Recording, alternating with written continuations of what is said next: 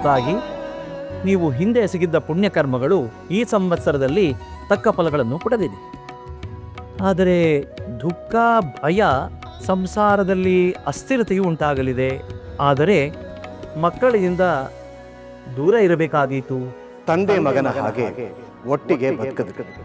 ಈಗ ನೀವಿಬ್ಬರು ಬೇರೆ ಬೇರೆ ಆಗುವ ಸಮಯ ಬಂದಿದೆ. ಭಯ ಪ್ರಸಂಗದಿಂದ ಮನಸ್ಸು ಚಂಚಲತೆಯನ್ನು ಹೊಂದಲಿದೆ. ಆದರೆ ಚಿಂತೆ ಮಾಡೋ ಅವಶ್ಯಕತೆ ಇಲ್ಲ. ಕಲಿಪುರುಷನ ಆರ್ಭಟವನ್ನು ತಣಿಸಲು ಒಬ್ಬ ಮಹಾಗುರುವಿನ ಆಗಮನವಾಗಬೇಕಾಗಿದೆ. ಆ ಗುರುವಿಗೆ ಅರ್ಪಿಸುವ ಪುಷ್ಪದಲ್ಲಿ ನೀವೊಂದು ದಳ ಅಷ್ಟೇ.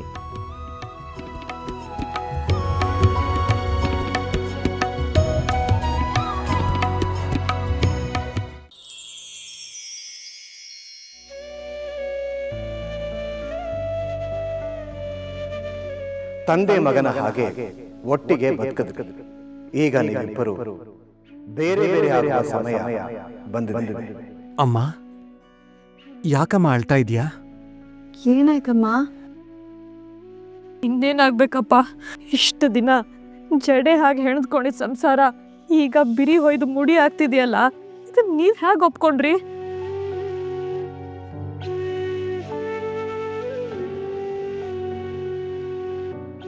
ಇದು ನನ್ನಿಚ್ಛೆ ಅಲ್ಲ ಅಮ್ಮ, ಗುರುಗಳ ಆಜ್ಞೆ. ನನಗೂ ಇಲ್ಲಿಂದ ಹೋಗೋಕ್ಕೆ ಇಷ್ಟ ಇಲ್ಲ ಅಮ್ಮ.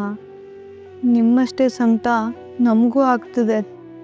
ಆದರೆ ಏನು ಮಾಡೋದು, ಗುರುಗಳು ತ್ರಿಕಾಲ ಜ್ಞಾನಿಗಳು. ಯಾವ ಉದ್ದೇಶ ಇಟ್ಕೊಂಡು ಹೇಳಿದಾರೋ ಗೊತ್ತಿಲ್ಲ. ಅವ್ರೇನೇ ಮಾಡಿದ್ರು ಅದ್ರ ಹಿಂದೆ ಒಂದು ಮಹತ್ವವಾದ ಕಾರಣ ಇರುತ್ತೆ ಅಮ್ಮ. ಅವರನ್ನ ನಾವು ಹೇಗೆ ಪ್ರಶ್ನೆ ಮಾಡೋದು? ಗುರುಗಳಿಗೆ ಪ್ರಶ್ನೆ ಮಾಡೋಕ್ಕಾಗಲ್ಲ ಅಂತ ನನಗೂ ಗೊತ್ತಪ್ಪ. ಆದರೆ ಇದನ್ನು ಹೇಗೆ ಒಪ್ಕೊಂಡೆ?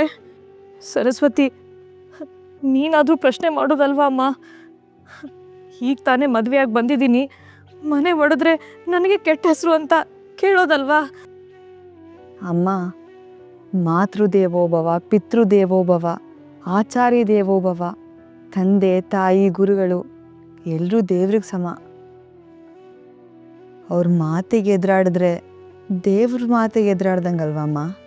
ಅಂಥ ದೇವ್ರ ನಿರ್ಧಾರನ ನಾನು ಹೇಗಮ್ಮ ಪ್ರಶ್ನೆ ಮಾಡಲಿ? ಅಷ್ಟಕ್ಕೂ ನನ್ನ ಪ್ರಶ್ನೆಗೆ ಅವ್ರು ಉತ್ತರ ಆದರೂ ಕೊಡ್ತಾರಾ?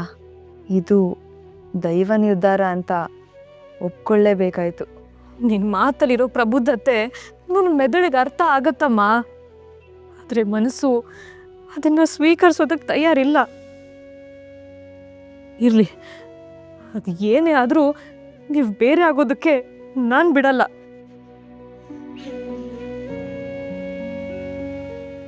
ಆ ದೇವರಿಗೆ ಸವಾಲು ಹಾಕೋ ಪ್ರಸಂಗ ಬಂದರೂ ನಾನು ಹಿಂದೆ ಸರಿಯಲ್ಲ.